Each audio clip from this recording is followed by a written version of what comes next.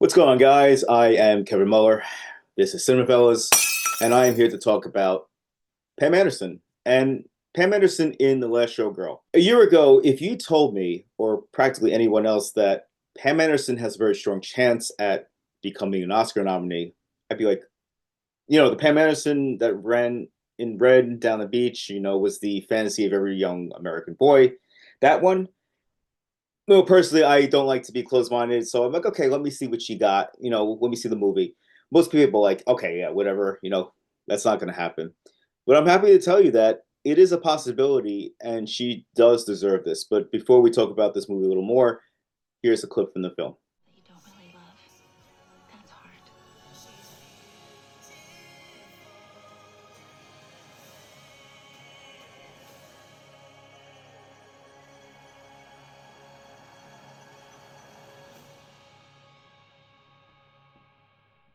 In The Last Showgirl, directed by Gia Coppola, yes, there are more. um, Pam Anderson plays Shelley. She is an aging showgirl. She has done this all her life, 30 years. She's about almost 60 years old. So she started mid to late 20s doing this. This era of entertainment is kind of going away. Vegas changes. Vegas today is not, the same Vegas that was there 30 years ago. It's more friendly place. And also the entertainment has basically blossomed, and stuff like this, according to the movie, is really not as popular anymore. And as I said, she's close to 60. In an industry and the town that puts beauty above everything else, she's scared, and you can't really blame her. But the more we find out about her, the more that we see that she put this job, on top of everything else in her life, being a mother, being a wife, being a girlfriend, everything and anything was put to the side for this career.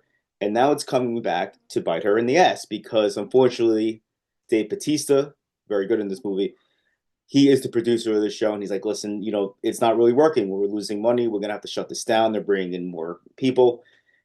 So Pam Anderson gets spooked, and she has confidants who are fellow dancers, played by Brendan Strong and Kieran Shipka, little Sally Draper. Not so little anymore. They are worried, but they have a better chance of basically making it somewhere else. They're pretty young, and I think those characters were shown to us to kind of give Pam like okay, this was your past. This is what everything used to be, and it was great. Then the other character, who played Annette, played by Jamie Lee Curtis. She's an aging cocktail waitress. She used to be part of the Vegas scene, and that character is kind of used as, Pam looking and saying, "Oh my God, this is my future. This is what I am going to become if I can't figure something out." Jamie Lee Curtis is good in this movie. She got nominated for a SAG award. She's doing the very sarcastic, very snippety snap dialogue. She's very good at. She's very, she's a kind of a bitter old woman in this movie, but you can't blame her. She's not a bad person, but she knows she's in the town that beauty is on top of everything else. As I said, Batiste is very good. I liked him in this movie. I think he is really one of the best actors to come out of the WWE. He knows how to do drama. He can use his body, his physical prowess well, and he gives life to this character. Him and Pam have a lot to work with one another. I will not spoil why, but it is one of the cool things about the movie, and the genuineness between an aging showgirl and a man who's just stuck in the same job producing shows like that. It's very, very well done. Writer Kate Gersten said she based the screenplay upon Jubilee, I think it was called. It was a Vegas show, and just asking yourself what happens to these women when they age out. Coppola is very good at directing this film. It's very personal. You can see the graininess of the camera. It's shot with a handheld. A lot of the shots are done with close-ups to Pam Anderson's face, and Pam Anderson sells it. And that's when I'm going to probably end this review right here, talking about Pam Anderson. As I said in the beginning, she's very good. She has that youthfulness, not maybe so much her looks, but she still has that youthfulness of a 20-year-old.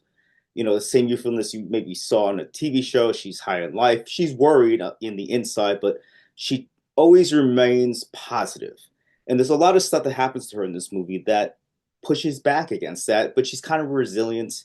Again, she's scared and worried, but is such a genuine character. She's kind. Yeah, she's made mistakes. Everyone makes mistakes. No one lives a perfect life that they've done everything they wanted to do and said everything they wanted to say. And I dug the performance a lot. She's very vulnerable here. Obviously, she is pulling a lot from probably her own life because Hollywood kind of pushed her aside after that sex scandal stuff. And the next film she's in is The Naked Gun. I think she's playing the romantic interest of Liam Neeson, and I think she can do it. I'm really excited. That's one of my, most anticipated films of next year, or I should say this year. We are in 2025, so I'm looking forward to it. And Liam Neeson said she's great, but he could be just saying that. But based upon what I've seen here, I'm looking forward to what this does with her career. Is she gonna basically challenge herself like this, or is she just gonna play the bimbo Barbie girlfriend? And maybe this was just like a hurrah to basically show everyone that I can act, I can do it. Give me good material, give me a good director, and I could pull it off, and I will prove all of you wrong. Pam Anderson also is very beautiful still. She's 60 years old, but she's still in shape, and again, she has that youthful nature about her. She's not bitter like Jamie Lee Curtis's character. And yeah, it's a heartbreaking tale. Again, it's only an hour and 20 minutes, and I think that was the perfect length of this movie. I think if it went on a little longer, it would just get tiresome. If it was a little more shorter, it wouldn't have hooked me and basically hit me in the gut emotionally like it did. Overall, I'm going to give this one 4 out of 5. Oh, actually, there's a hairpiece. I'm going to give 4 out of 5 Las Vegas hairpieces to Pam Anderson and Gia Coppola's movie, The Last Showgirl. It is currently in theaters right now. Will probably be on digital soon, so definitely check it out. Come to Cinephellas, the website for everything from news about TV, movies, video games, everything. We love talking about all that stuff. Yeah, so next time I will probably see you. I will review The Brutalist. I'm going to see it again before I film the review for that one, so definitely check that one out.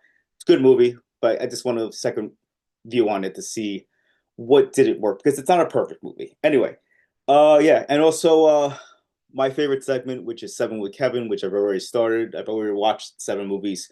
That's coming to you as well, the first installment for 2025, which has me looking at everything that I missed in 2024 before I write out my best and worst list, which will probably take me 6 months. I suck, so I'm not a film critic. But anyway, thanks for watching, guys. I appreciate it. Again, check this one out. If you're a fan of Pam Anderson, check it out, please. Give her a chance. Let her show you what she can do. And that is it. And as we say on the website, I'm Kevin Muller, and cheers.